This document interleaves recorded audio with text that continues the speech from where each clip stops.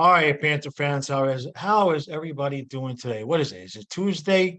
Yeah, it's Tuesday. I'm losing my days here. So, before Stu and I get started, make sure you hit the like button, hit subscribe. I can't talk today. Hit the subscribe button. I've been mumbling my words all day. Make sure you check out flyingfluffy.com as well. I've been putting out content over there. We've got a couple extra things coming this week, starting to get some of the other people moving and grooving with that. Flyingfluffy.com is the name of the site. Hit that subscribe button when you're over there. That way you get notifications whenever we put out new content. So for today's video, we're going to continue the series. We're going to be we've been going over them one by one, and then we've been grouping them every once in a while together. But today I want to stay on point today, because Anton Lundell, that for me, that's the guy. If you follow this channel, you know I think he's going to be as good as or better than Barkhoff. And so I come prepared. I come prepared to defend my position. Stu, how you doing, buddy? How's life treating you? Well, thank you very much for asking.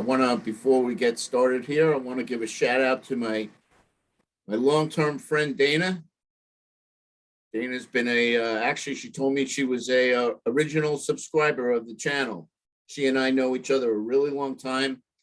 She goes to she's a season ticket holder. She goes to games with a crew of, I think, either 3 or 4 other young ladies. I always see them around, and I love chatting. She's a real diehard Panther fan and really knows her stuff. So, hey, Dana. Yeah, Dana knows her stuff. There's no doubt about that. Dana's the kind of person. While I'm here, let's give a shout out to Jeff Carter, Mr. Automatics. Oh, yes. Jeff, no snide comments now, bro. All right, go ahead, babe.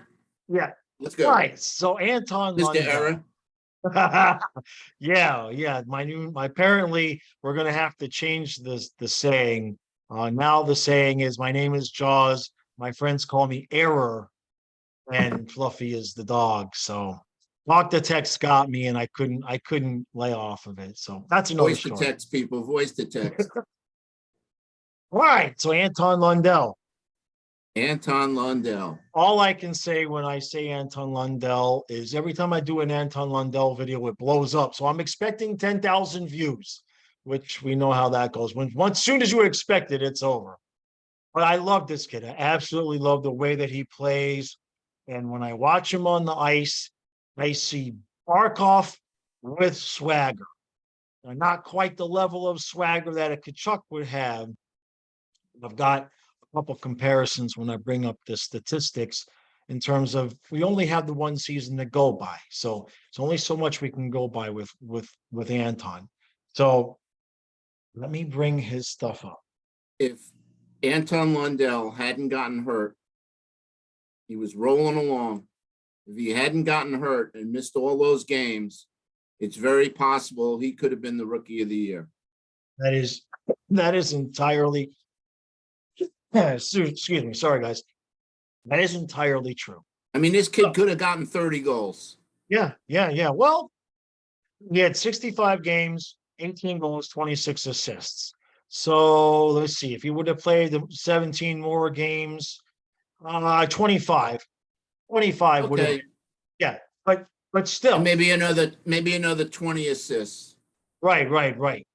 So, I mean, that Marchment, Lundell, Reinhart line. Before Marchment went down, was cranking. They were getting like 2 points a game? Yeah, at least. That's exactly right. They were cranking. That's the exact word. So I'm going to compare his first season to 3 different centers. I've picked Barkhoff and I've picked 2 other people. Now Barkhoff, Eric, isn't it amazing that we're looking at 1 year? I mean, it seems like the kid's been around for 3 or 4 years, 5 years. It just seemed that way when he was on the ice because you didn't see a lot of rookie mistakes. You saw some spaces where he needed to get stronger, and coach touched on that at the end of the season. But in terms of rookie mistakes, being out of position and stuff like that, you didn't see a whole lot of that. So his hockey IQ is off the charts. Yep. Don't forget, I scouted, he was the steal of the draft, in my opinion. Yeah. Yeah. We were No, really no doubt lucky there. that he was not taken and we scooped him up at 12. Right. But I was watching, YouTube videos and said, this kid's going to be special. Yep. Yep. And he, So he lived up to his, there's Barkhoff's first season. Now I know yeah, Barkhoff was a little bit younger. So first Lundell's first season compares more to Barkhoff's second season than his first. And I grasp the fact that, look, let's be honest, the people that Barkhoff was playing with versus the people that Lundell were playing with, whole different caliber, right? Okay, so I get that comparison is not, it's not one for one. You have to give Barkhoff the credit that he was not playing with the same caliber of people, as evidenced by, I mean, this is ridiculous for a rookie, a plus 33 for Lundell in his first season, right? Um, Barkhoff did not get, Barkhoff, it took him to a couple of years ago to get to a plus minus anywhere even close to that. In fact, last season was the first time he had a plus minus over 30. yeah. So the talent around you matters. That's the point. So the couple of other guys I just want to compare his statistics to. And I picked these two guys because they're almost exactly the same size. Lundell's listed at 6'1", a buck 85. We know he wants to put on some weight. The next guy I picked was Patrice Bergeron, 6'1", a buck 95. So he's got about 10 pounds on Lundell. His first season when he was young and young and spry, very similar to Lundell's first year. 16 goals, 23 assists in 71 games. So very, very similar, just a few less points in a few more games. Then the other guy I wanted to show his first season, and when he was a youngster, who's almost the same size as Lundell, is Steven Stamkos. And Stamkos had a little bit of a better season, but he had 14 more games in him. To your point, Stu, I think those 23 goals that you see Stamkos got in his first season, I think if Lundell stays healthy, that's about what you would have saw out of him. Now, a couple of things that it's hard for me to see now, because let me move my Zoom window out of the way because you guys can see it, but I can't. Face-off percentage. Now, Lundell's face-off percentage was about 44%. Stamkos in his first year was about 45. Bergeron was 49. Barkhoff was 48. And then Lundell was about 45. So he had the lowest face-off percentage of all the guys, not by a lot. His shot percentage was the highest, and I'd like to see him take more shots, if anything, next season. I did notice He's a pass first guy, but you're right. well, right. Let's backtrack one little bit here because it's Do you need me to important go to more note. stats, or can I stop the share? Yeah, you could stop it. It's important to note Lundell was hurt in training camp. That's correct. So I don't know if he was ever 100% during the season. He looked it, but we don't know. But, he got a delayed start to the season. That's right. And then, it took him a little bit to ramp up, and then he started cranking. Like every game he made something happen. No, Penalty killing is just awesome. Right. Yeah, him and Barkhoff on the PK together it was a thing of beauty. Absolutely was a thing of beauty. So you like to see that. And that's the only reason I threw it out there. If they have to juggle when, we're talking about Cousins or White playing center. Right. I would try the experiment Lundell on the right wing with Barkhoff, even though he's a lefty shot. Right. My concern with that is getting too top heavy in the lineup. I guess if you're gonna do that, then maybe you'd move Reinhardt to 3C. Is that what you're thinking? Right? No. Well, No? that or what were we saying? Cousins? Well, yeah, we were saying, Cousins, obviously. We're loaded at center. We'll put it that way. Oh yeah. So how about this line? Bennett, Kachuk, and Reinhardt. Yeah, Yeah, that could happen too.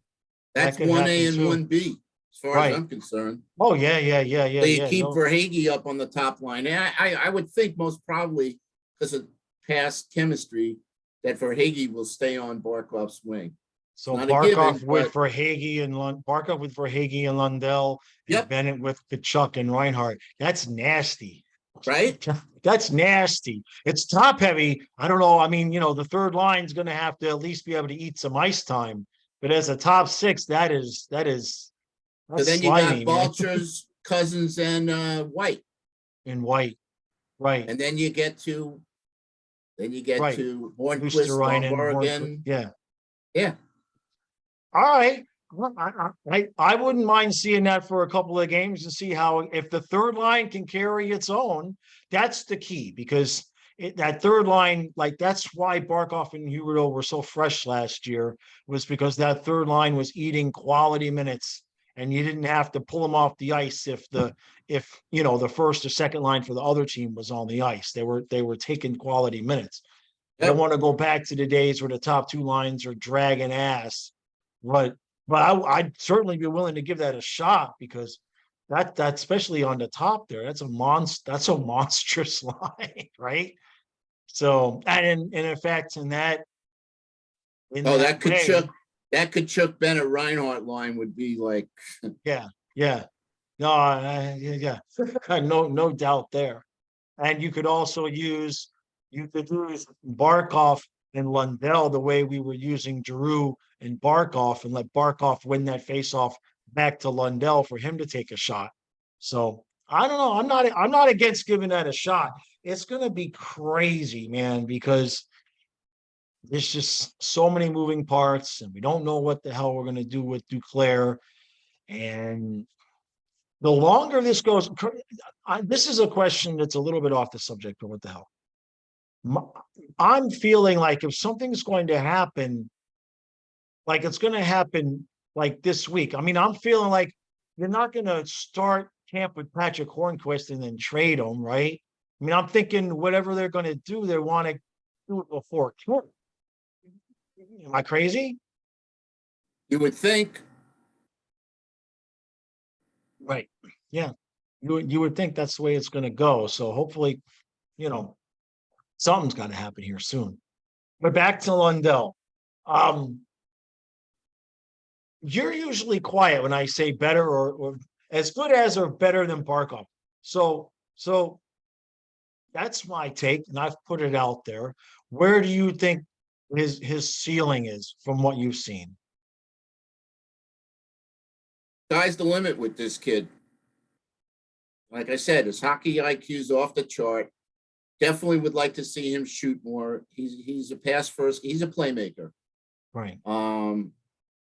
I'd like to see him add 10 pounds. Yeah. Just like Huberdeau did. Huberdeau added that extra muscle, and he was a lot better player. Yeah. He wasn't, I think, one of the, I'm not going to say it's a drawback or negative. I don't want to use those words, but one of the things I noticed was he's light, so he gets bumped off the puck. Right. Yeah. No, he definitely needs to get into the gym, and they talked about that. It's definitely something that they're cognizant of. But I really like his smarts. Yeah. He seems to know what to do at the right time. Right. So is he going to be better than Barkov? Well, let's see what happens after this year. Yeah, I'll give you that. I don't know if 1 year is enough for me to make any true comparisons. Again, it's going to be crucial who he's playing with this year. Yeah. And that No, Marchment Reinhardt, that the combination of the three, I mean, those guys were, they really had it together. So now he's got to start off, unless they keep him and Reinhardt together and just add a winger. right. That's why I threw it out there because of the chemistry on the power play. I would just love to see what those two guys do together. Yeah, I mean, And you're The got only- for Hagee, who's a shoot first guy. right. Well, yeah, and that's part of the reason why it would work. I guess it's just up to, if they want to stunt his development, so to speak, as a center, because we talked about this with Randy last year. With the centers, it takes them a few years to get good net face-off circle and everything like that. I wouldn't be, but I'm not against giving it a shot. And again, we've talked about this. We don't know what the hell Paul Maurice is thinking. Exactly. Yeah. He's 100% the wild card there. Yep. I'm looking at Lundell this season. I think if he can stay healthy, wherever he fits in, I think for him to continue the development that we saw, 25, 30 goals. That's what I was just about to say. He's good for 25 goals. Yeah. And hopefully 30, he gets 30, 35 assists, 40 assists. Again, all depends. right. Yeah, and if he plays up there with Barkhoff, which is an interesting idea. No doubt about that. If he played up there with Barkhoff, the only question you'd have there is hopefully they don't do what Barkhoff and Huberdeau used to do, which is just pass the puck back. Pass the puck back and forth, and nobody take the shot. You need Carter or Hagee to just step in between the two of them and say, "Give me the damn puck so somebody will shoot." But listen, we did see Barkhoff shoot more last year. Yeah. He was more in the thinking, I'll take my shots.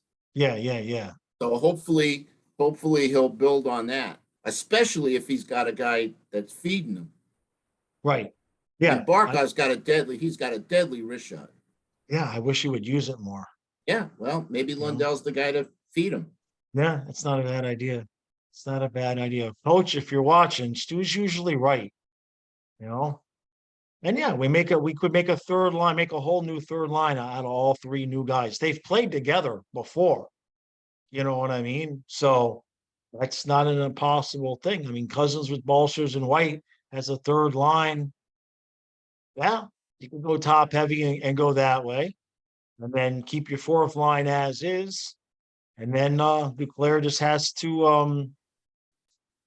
I don't know what you're gonna do, man. Somebody's gonna have to Tanya Harding him around January, keep him off the ice until we can fit him back on the roster, Well, Huberdeau came back fairly quickly. Right. Yeah, he came back. I think he played 30 games. But we didn't have the cap issues. And Right. what do you say to a guy that's healed up and is ready to go? Sorry, we can't play you because you make too much money. Yeah, that's a tough. I know. I don't know Yeah. what the hell we're gonna do there. I'm sure. I have a feeling Zito already knows what his plan is, and it's just gonna like nobody's guessed it. Like we're gonna wake up to some kind of news, be like, "Oh, I didn't even know that was an option." Right. That's yeah. So of course, I'm waiting to see if Lusteranen's the guy because that's the only option that I could see based on what Right. when you pulled up the cap friendly thing Right. and I saw what he was making. So if there's another option, I said anybody could be traded. Right. Yeah, pretty much. But if we're just trading a guy to get rid of him for the cap and we're only going to get, say, a 4th round draft pick. No, it's not. It's not. And you can't trade I don't see Bennett. I mean, they didn't spend all that draft pick and stuff to trade a Bennett or a Reinhardt or whoever. Right. And the only other option, is Hornquist. And if he has to go, we'll be bummed out, but it's business. Yeah, it's just a shame the way it all timed out and everything. But we'll see. I have a feeling you never know, man. I mean, Zito and Maurice might do exactly what a couple people have said, and that's just roll into the season with just enough players and play a shell game with bringing somebody up and down if we have injuries. You know, I tell you, I made a joke about it when it first happened that where's Mark Pesic when we need him? because The hybrid. because he could roll, well, we're short a winger. I mean, Pesic wasn't bad as a fourth line winger. He held his own. I mean, Yeah. we've had a lot worse. Let's put it that way. You know what I mean? It's what we need we need a specialist, a guy that can, like Jim Jensen used to do for the Dolphins, So yeah, but Lundell put on a little bit of weight. That was what we heard. He was going to get into the gym, get stronger. Like to see him stay healthy because, like you said, he was hurt. He was basically hurt 3 times. He was hurt start season. He got hurt during the season, and then playoff time he got hurt again. Yep. And it was his first season in the NHL, and he was not protected like a lot of rookies usually are. He was out there against top competition a lot, and not only does he need to get stronger, but he probably needs to learn how to use with the strength that he has and use his size to kind of avoid. He got rocked a few times, Yeah. he definitely got rocked a few times, and that was probably the biggest, rookie mistakes that you saw him make. So, and it'll be tougher to do that now with, especially if we can keep Hornquist and we got Cousins and we got, Chuck. It'll be a little bit less beneficial for other players to be going around knocking the guys like Barkhoff and Lundell around. So the Barkhoff still doesn't. I'm looking at like Bergeron and Stamkos and Barkhoff, and I don't understand how Barkhoff is the one that can get pushed off the puck so easy. He's got 20 pounds and 2 inches on all these guys. So I don't get it. I don't understand. He should be like Yager was, where it's impossible to knock the guy off the puck. Let's compare Barkhoff and Stamkos. Barkhoff he's not ferocious. Right. Like Stamkos is an emotional guy. Right. Sometimes I've called him a dirty player because I've seen him in the scrums and whatnot, especially in the playoffs. He's nasty. He can be nasty. Right.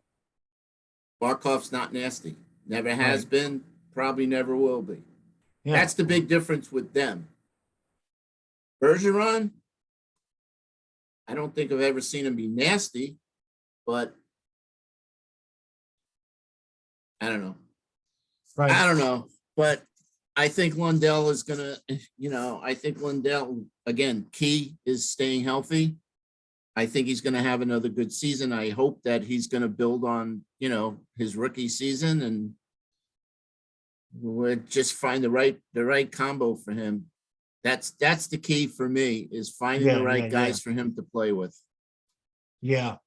If I mean, losing Marchment, that's going to be one of those spots where, because Marchment going into the corners a lot and taking a lot of, doing a lot of the dirty work, kind of help Lundell, free him up a little bit. So it'll be interesting to see what Maurice does, man.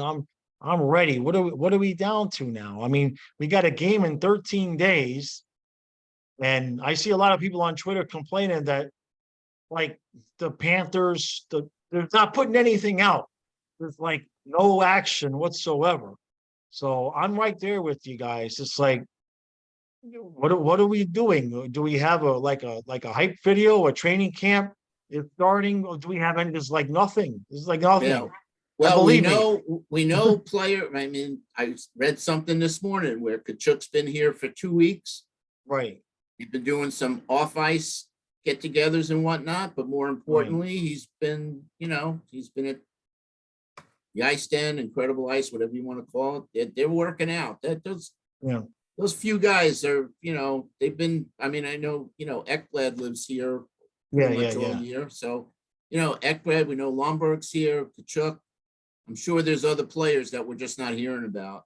I'd Yeah. love to be able to go down there, and if I had the time, I would go down there one morning and see what's what. Yeah, yeah, I'm with you on that, And give you a report back. I Yeah, don't know. man, We'll see.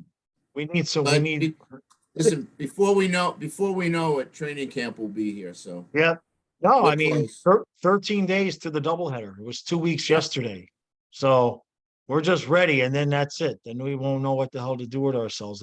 That's the one thing about hockey is the camp and the preseason is so short.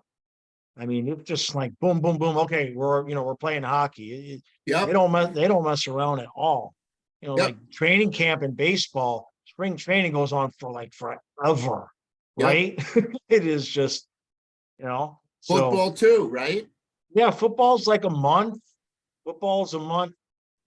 Hockey is quick. I love it. It's better that way. Keep the guys healthy and fresh, you know. But on the flip side of that, that's probably because hockey has the longest postseason, really.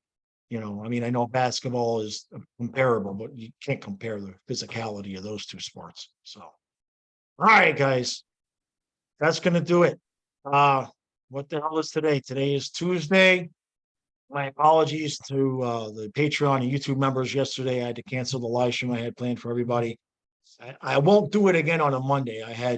Monday is my eBay pack and ship day, and I had massive computer problems yesterday afternoon. I probably got to get a new hard drive for my editing computer, so that's always fun. So I'll get that rescheduled for everybody, and then we're gonna probably start looking at having some live streams for the regular channel starting back up next week. That's coming real soon. I know everybody's chomping at the bit for it. I keep hoping the team's going to do something to give us something new to talk about. Because right now, all we have to talk about is what the hell are we going to do, right? So I Right. keep hoping they do something. Just, like the meme where the guys with the stick is like, do something, please. I just want to know who's going to be on the team. That's all. That's it. It shouldn't That's be it. too hard. That's it. All right, guys. Appreciate all the support. Again, flyingfluffy.com. Make sure you check that out and subscribe. Stu and I will see you again real soon.